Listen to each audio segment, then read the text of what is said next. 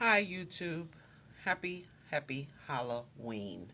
I hope everyone around the world is staying safe, being cautious, using social distancing, and not knocking on nobody's damn door looking for no tricks or no treats. Okay?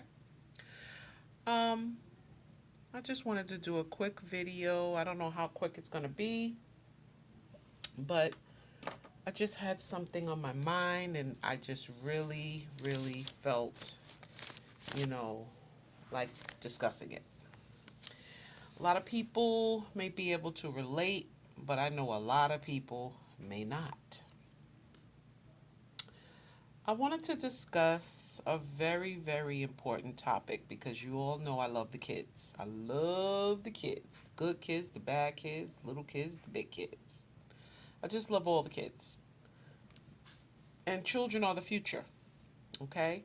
And I was speaking to one of my kids, and all of my kids, they're Democrats. I don't know how this happened um, with their Republican mother. And my daughter, she's really intelligent, the oldest daughter.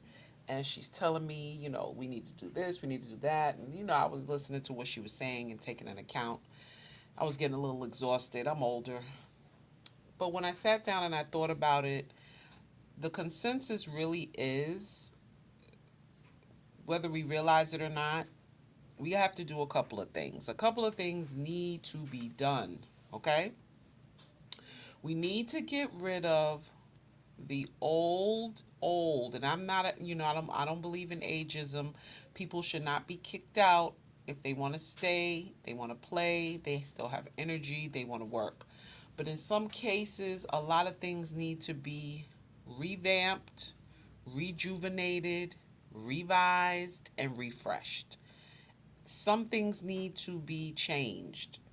And a lot of people who are in power, sometimes they need to retire. The needs to be done.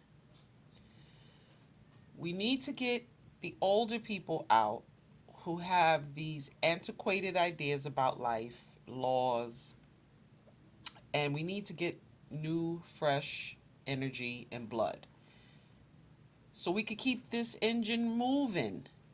Okay? Um, Aside from that, I just wanted to segue into that by saying, along with getting rid of the old, we have to pay attention to the new, and that would be the children. The children are the future. So in order, if we're gonna get rid of the old or put them out to pasture, we have to make sure that the children are able to receive the torch once it has been passed. And I really feel like the older generation is fearful because they know they have not prepared the younger people to take the torch, or the younger people have not been as willing or capable to accept the torch. Okay? So I just really feel, I don't know about other races. I'm talking about my race, the African Americans. Um, we need to do a better job in raising these children. Okay? I get so frustrated when I hear teachers and little league coaches, oh, you're such a good mother. And it's like it's a shock, which means that we're not doing such a good job if what I'm doing, what I'm supposed to be doing, is such a shock to them. And why they tell me, oh my God, people are not doing this, it saddens me because I know this to be true. I know it. And my family, my friends, a lot of things they don't want to do. People want to have kids, but they don't want to have kids. You understand what I'm saying? They want to be able to say that they had kids, but they don't want to accept the responsibility of those children, which is a very big responsibility. I waited to almost 30 years old to have kids because I knew the responsibility. I knew what it was, you know. And I said, God, if you allow me to do this, I knew there's a lot of sacrifices I had to make. I'm not perfect. A lot of these sacrifices that I made, I didn't do everything 100% the right way, but I was always mindful of my children. I always put them first because they didn't ask to be here. A lot of the problems and a lot of the ill problems that we have in society starts from home. It starts from the fact that these people, these children, are not being raised properly. Women, you know, the onus is on us. You know, once we make the choice to have these children, whether good, bad, or indifferent, if the man stays, if he goes, we have to stand up and we have to do what we have to do. I basically was the provider for my children. Their father, he decided to come in the last 10 years and step up and do what he needed to do. But the first 10 years, 11 years of their life, I was rocking out, going hard on my own with the bare minimum from their father. And I handled that and put the S on my chest because I already knew once I made the choice, it was mine. So there was no room for error. I couldn't sit here and say, okay, I want to let these children fail because their father is not holding up his weight. No, no. I chose their father. I chose to be a mother. I had to stick by my decision and do things the right way. Okay. And with that said, I had to take my job seriously. And the reason why I didn't stay with their father is because I took that job seriously. Okay? So I'm not going to stay here and rant and rave and pass judgment and point the finger, but I just really want women to understand, women who have children, men who have children, women and men who don't have children, who are looking to have children. This is not a game. This is what you're doing is you're contributing to the society. You're contributing to the future of the world when you bring in these gifts from God. Okay? There's generational curses. You know, we got to pray those away. We got to protect the children, which means you have to be careful who you have kids with. And when you do have kids with them, you have to protect the bloodline. You have to care for the bloodline. You have to be aware of the bloodline. You have to understand. It's a science to this thing. Okay? You have to remove yourself from the equation and humble yourself when you have children. Plain and simple. You have to humble yourself. You are no longer number uno. Okay?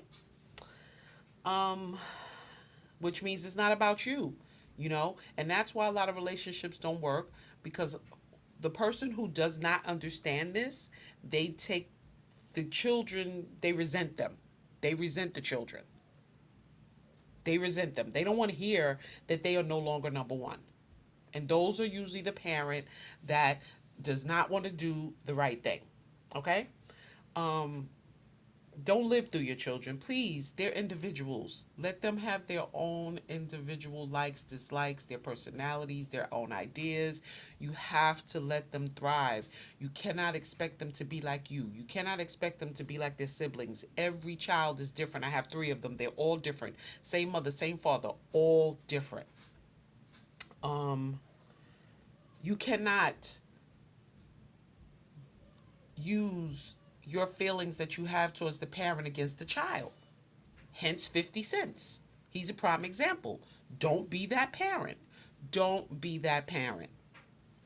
You be that parent, you have failed them, you have failed yourself, you have failed the society. Okay? Don't control them because it won't work. Don't control them. You guide them and you coast and you watch over them. Don't control them. Okay?